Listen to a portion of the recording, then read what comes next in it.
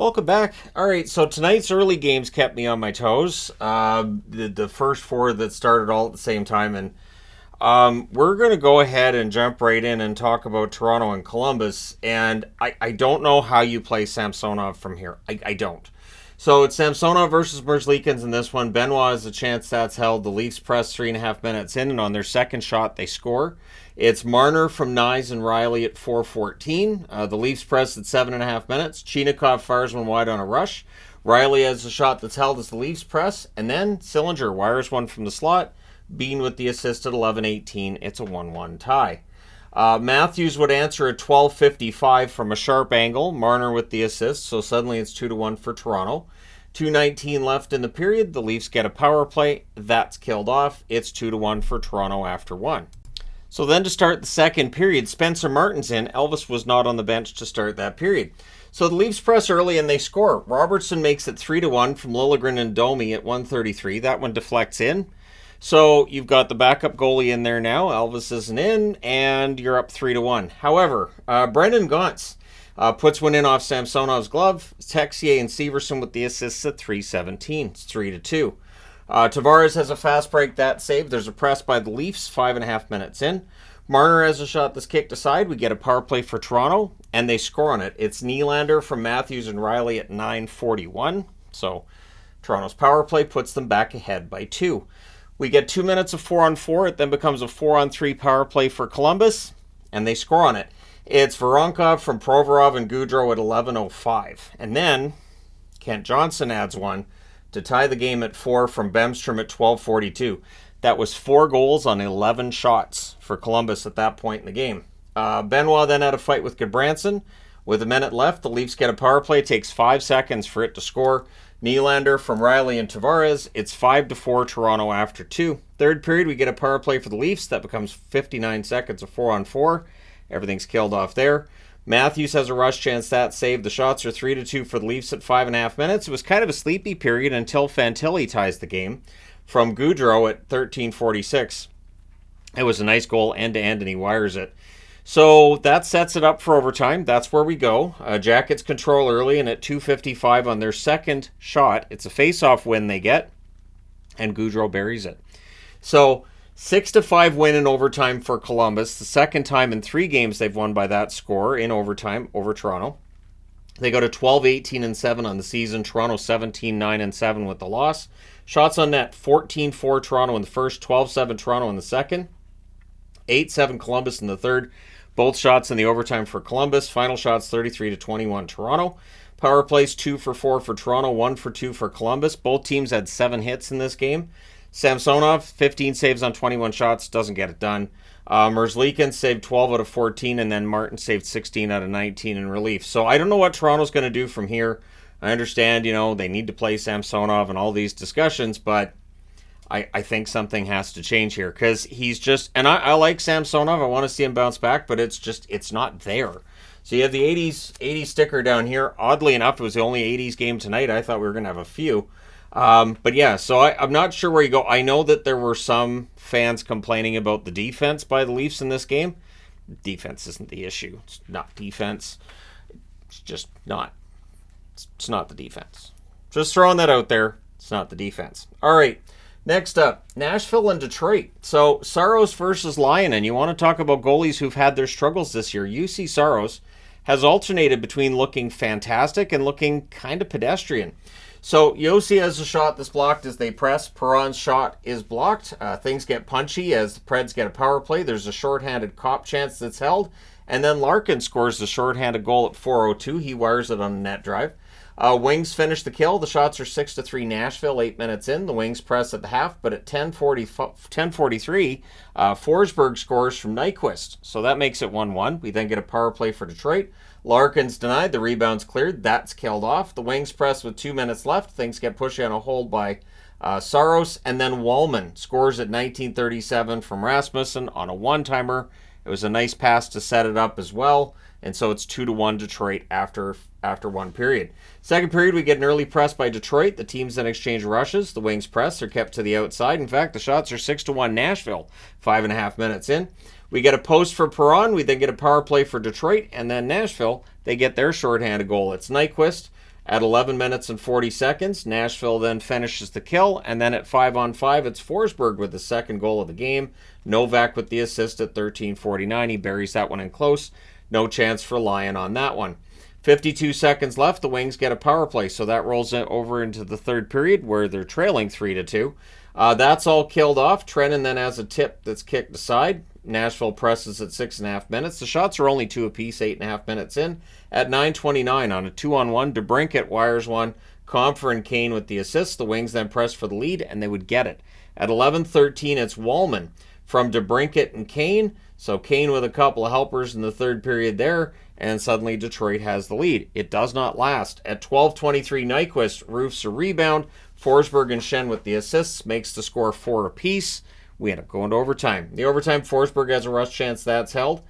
Fans call one, the referee doesn't, but at 2:13, it's all forgotten because Raymond wires one from the high slot. DeBrincat and Wallman with the assists. So Detroit wins in overtime 5-4. They go to 17, 15, and 4.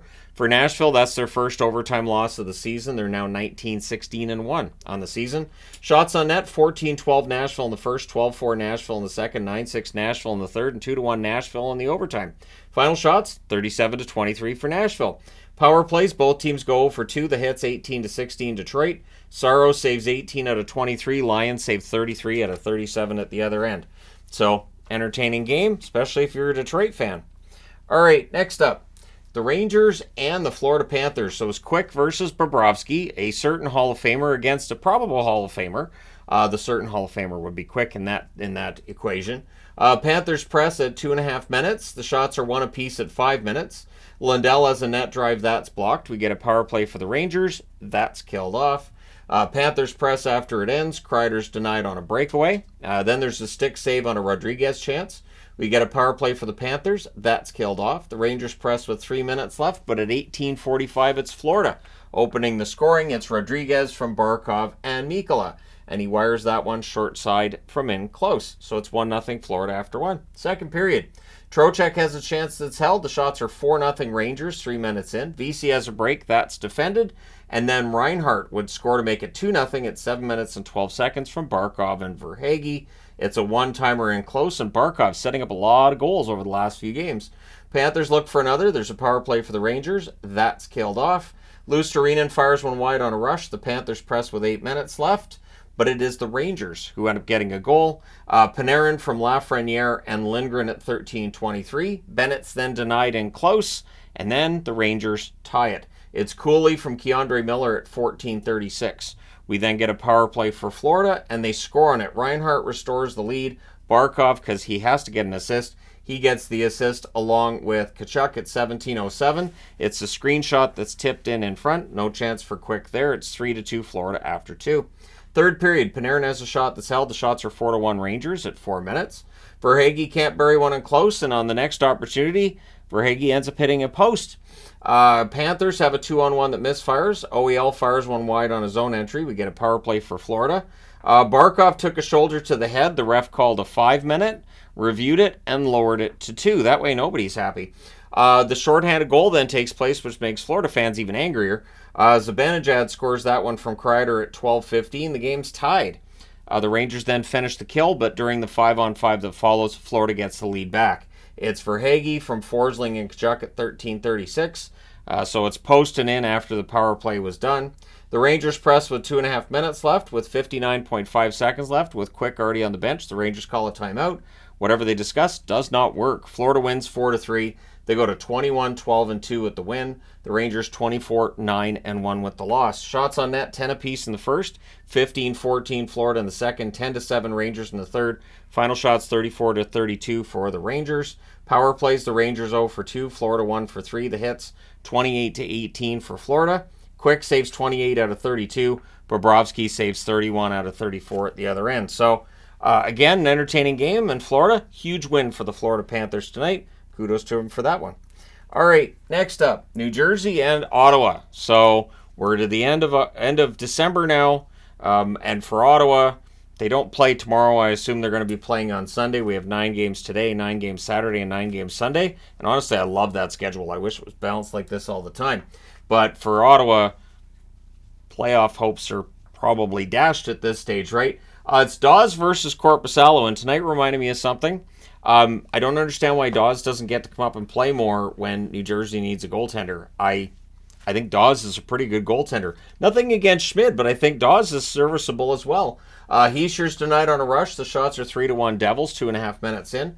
Devils press at 4 minutes. We get a power play for Ottawa. That's killed off. But then, on a turnover, Ottawa opens the scoring. It's Batherson from Tkachuk at 9:47.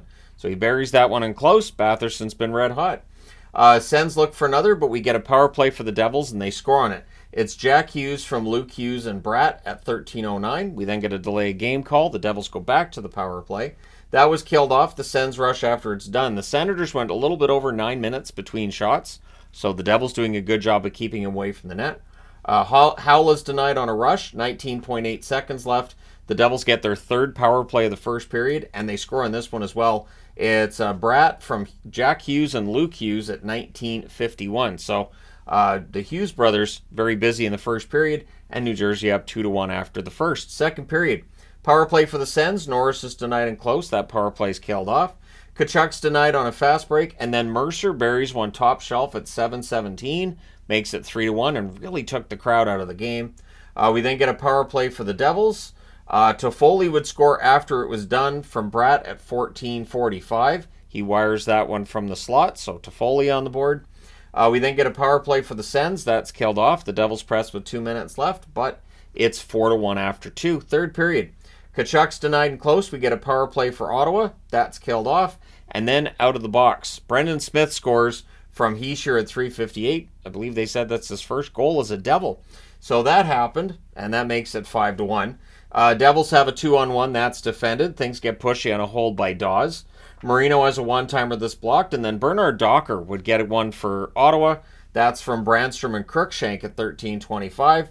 Things get punchy with 4 minutes left, and then New Jersey scores another. Luke Hughes from Holtz and Tierney at 17:28. So Luke Hughes with a goal to go with his 2 assists tonight. Luke Hughes has been red hot coming out of the Christmas break. Your final score is 6-2 for New Jersey, and they're back above the playoff line. They're at 19-13-2. For Ottawa, 13-18 on the season. Shots on net, 9-6 New Jersey in the first, 11-8 New Jersey in the second. In the third, 13-10 Ottawa. Final shots, 30-27 for the Devils, who will be playing in Boston tomorrow night. Power plays 2 for 4 for New Jersey, 0 for 4 for Ottawa. Hits 27-13 for the Sens. Dawes saves 25 out of 27. Korpisalo, 24 saves on 30 shots.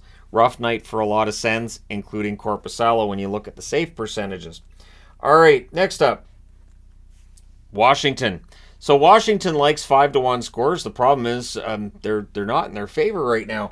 So it's Lindgren versus Sorokin. Early jump for the Islanders. The Islanders press at 3 minutes. The shots are 3-2 for the Islanders at 6 minutes. Lindgren got hurt. He got hurt. He leaves. Kemper ends up going in, and on the same play, Ferrari ended up going to the locker room. So that's a giant ouch if you're a Caps fan right there. Ovechkin has a net drive. That's blocked. Horvat nearly banks one in off of Kemper. Mantha's denied as the Caps press. There's a net feed to Horvat. That's blocked.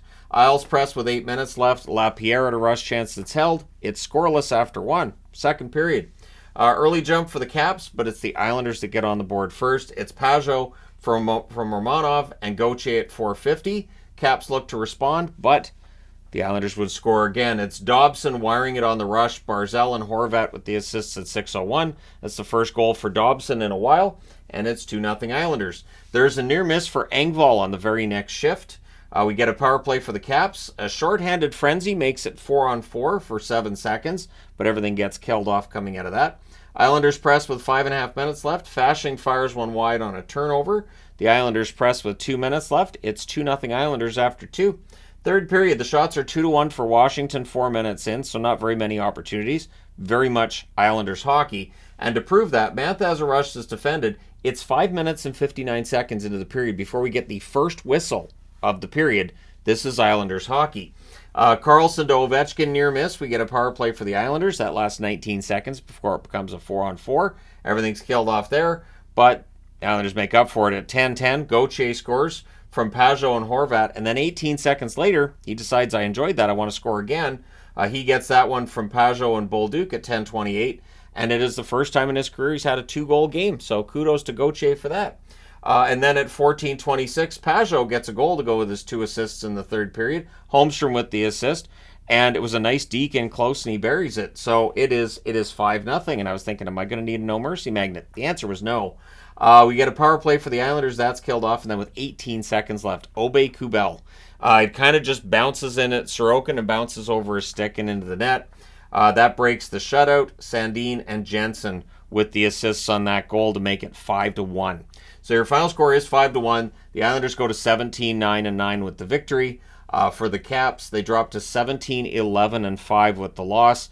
Capitals now finding themselves below the playoff line. And yeah, it's just the scoring's dried up again for the Caps. Shots on net, 10-8 Islanders in the first, 12-9 Islanders in the second. Both teams had 10 shots in the third. Final shots, 32-27 for the Islanders. Power plays, Washington 0-2, the Islanders 0-3. The hits, 17-13 Islanders. Lindgren saved 3 out of 3, and then Kemper went in and saved 24 out of 29. Sorokin, almost perfect, 26 saves on 27 shots. That being said, I need to change boards.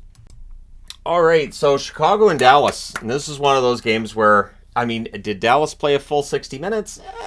Is Wedgwood maybe wearing down from playing a lot? Anyways, here we go. Mrazek versus Wedgwood in this one. Good early flow, back and forth. The shots are 2-1 Chicago, 4 minutes in. Robertson nearly scores, but nearly doesn't count as a goal, does it? Stars press at 5.5 minutes. Radish wasn't on the Hawks bench. He would come back. He would leave again. I haven't seen an update on how long Radish might be out.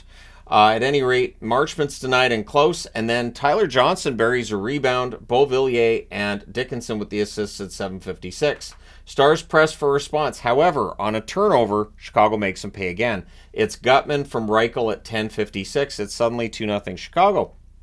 We get a power play for Dallas, and they score on it. At 11:49, it's Rope Hintz from Robertson and Ben. Stars go back to the power play. That was killed off. There's a power play for Chicago. There was a shorthanded rush by Steele. The power play's killed off. 1 shot for Chicago on their power play. So it's 2-1 Chicago after 1. Second period, shots are 2-1 Dallas, 4.5 minutes in. Kurashev is denied on a rush. Johnston has a sharp angle chance that saved. The Stars press at 7.5 minutes. Eventually they tie it. Pavelski scores from Lundqvist and Harley at 9:02. And 21 seconds later, Hintz scores from Robertson. So they go from 2-1 down to 3-2 up. There was a post for Beauvillier then as the Hawks press. Too many Hawks on the ice, so the Stars get a power play. Duchesne's denied. Mrazek holds. That's killed off. Stars press with 5.5 minutes left, but they do maintain the lead of 3-2 after 2 periods. Third period, 2 minutes and 10 seconds in. Ben puts a rebound into an open net from Johnston and Dodonov, and it felt like, all right, so it's 4-2 now. Dallas should be able to bring this one home. Stars press for another, but the shots are 5-3 Chicago 5 minutes in. There's a net feed to Johnston, gets picked off. We get a power play for Chicago. Bedard's denied twice. And then shortly after the power play ends, Donato blasts one from the high slot. Dickinson with the assist at 8:58. That drops the lead to 4-3. Hawks press with 7.5 minutes left. They end up drawing themselves a power play, and they score on it, which is rare for Chicago's power play this year. Tyler Johnson gets the power play goal at 17:24 from Kurashev and Kurchinski. Buries a rebound there, so it's the second rebound goal of the night. It's 4-4. We're going to overtime. Stars controlled early. Hawks were preventing a setup. Also, Dallas was seemingly looking for the perfect shot. Teams exchanged turnovers. Duchesne has a shot that's caught and held. I think Duchesne was the only one that really seemed to be going to the net. It's like he didn't get the memo from his teammates. But Hintz would end it at 4:52 from Robertson and Heiskanen. That's the hat trick goal. He buries it in close. So it's an overtime win, 5-4 for Dallas. 21-9-4 with the overtime win. For Chicago, 11-22-2 with the overtime loss. Shots on net, 12-8 Dallas in the first, 16-7 Dallas in the second, 14-4 Chicago in the third. Dallas had all 3 shots in the overtime, including the one that matters. Final shots 35-29 for Dallas. Power plays, both teams 1 for 3. The hits 27-11 for Chicago. Mrazek saves 30 out of 35 at one end. Wedgwood 25 saves on 29 shots at the other. And again, I'm not going to come down on Wedgwood or anything, but I do think Dallas needs to get Ottinger back soon.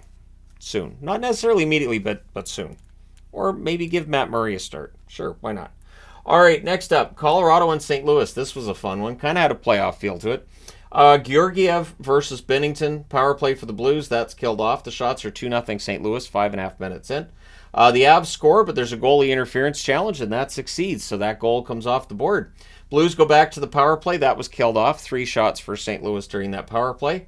The shots are 6-1 for St. Louis with 8.5 minutes left. They did a very good job of controlling Colorado for large stretches of this game. The Avs press are kept to the outside until Johansson would score for Colorado to make it 1-0. Drew and Manson with the assists at 15-11. We then get a power play for Colorado. However, instead of Colorado going up 2-0, it becomes 1-1 when Thomas scores shorthanded at 16:31. And then, most importantly, the Blues finish the kill. Leddy's denied on a net drive. It's 1-1 after 1. Second period. Blues press at 3 minutes. Sundqvist has a shot that's held. The Avs press. Byram has a blast that's held. Shots are 4-3 for the Blues at 6 minutes. We get a power play for Colorado. That's killed off.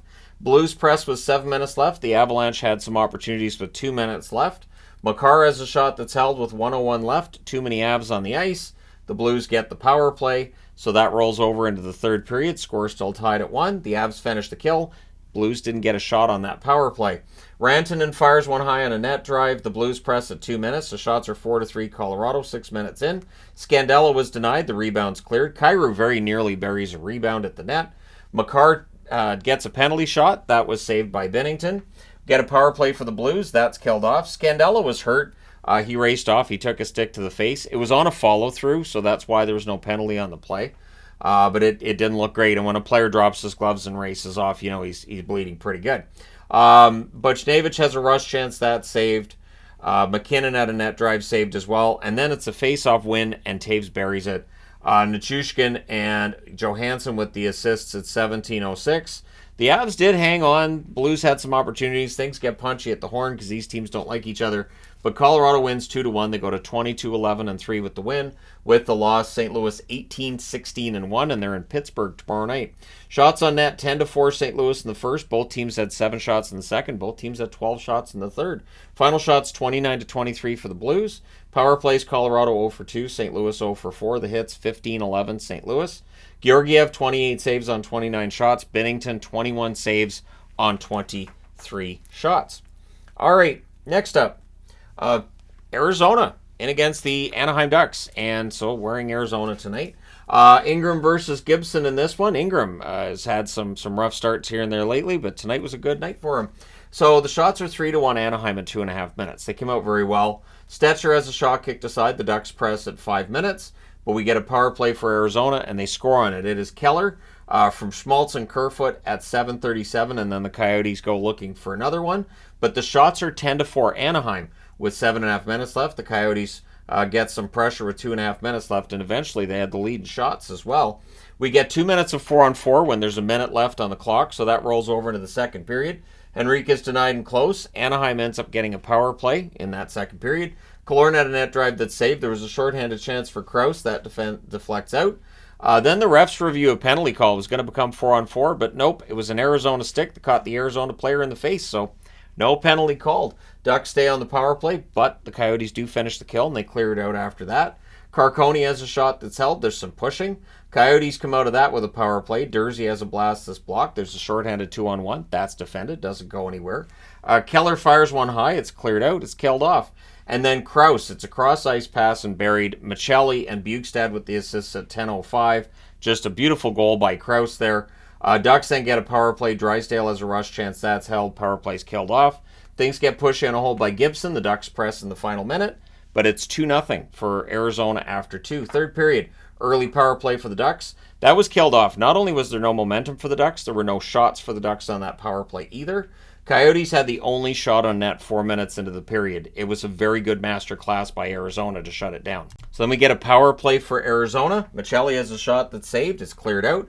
Keller fired one high. That power play's killed off. There's a near miss by Liam O'Brien in close. The shots are 7-5 for Anaheim with 8 minutes left. Kessel rings denied as the Coyotes press. The goalie pull happens with 3:30 left.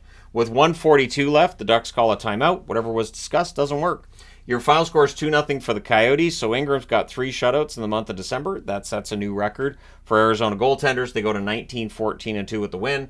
Anaheim 13-22 with the loss. Shots on net 11-10 Arizona in the first, 14-7 Arizona in the second, 11-7 Anaheim in the third. Final shots 32-28 for the Coyotes. Power plays Arizona 1-for-3, Anaheim 0-for-3. The hits 27-14 for Anaheim. Ingram saves all 28 shots for his 4th shutout of the season. Gibson 30 saves on 32 shots at the other end.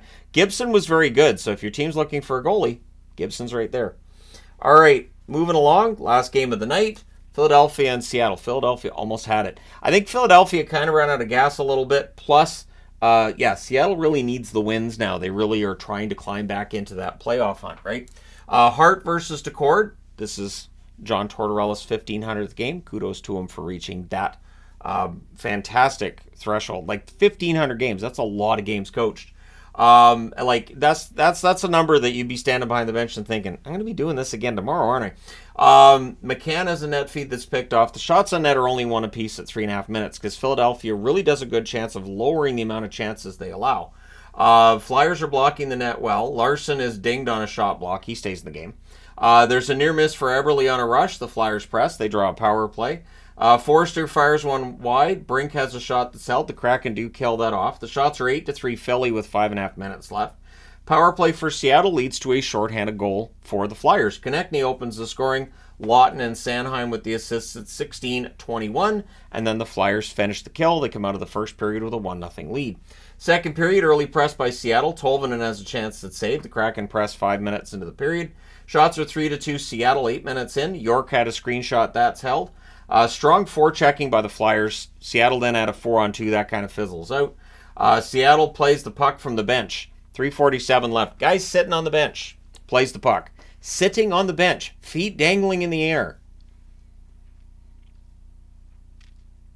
This is the kind of thing that if a 10-year-old did it during, little kid hockey, you'd be like, you can't do that. But anyways, yeah, it happens. It's just one of those brain farts, right? Oh, the puck's right there.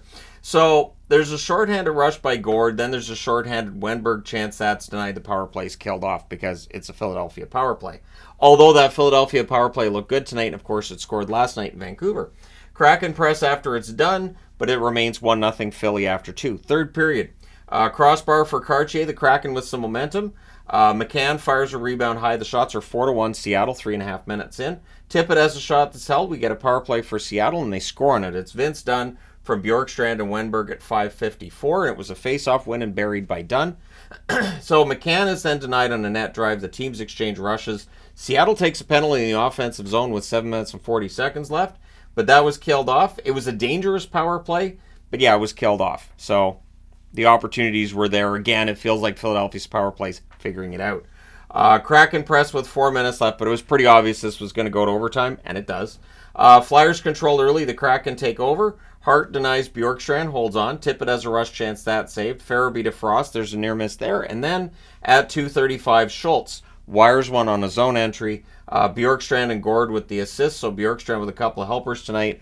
And only the 2 goals, that's all they needed tonight. Seattle wins 2-1. In overtime, they go to 14-14-9. They're back at NHL 500. For Philadelphia, 19-11-5. They've got 9 straight games on the road where they've had a point. Philadelphia's playing well, and they have tomorrow off.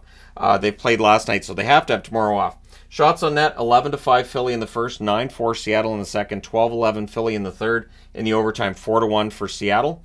Final shots, 29-28 for Seattle. Power plays, 0-3 for Philadelphia, 1-2 for Seattle. Hits, 19-10 for the Kraken. Hart saved 27 out of 29. He was very good. Decord saved 27 out of 28. He was just that little bit better. So again, I don't think Philadelphia is going to be upset with this result tonight. They get 3 out of a possible 4 points over the last 48 hours. And they're done with Seattle in Seattle. They still have a matchup in Philadelphia to go, I do believe. Anyways, there you go.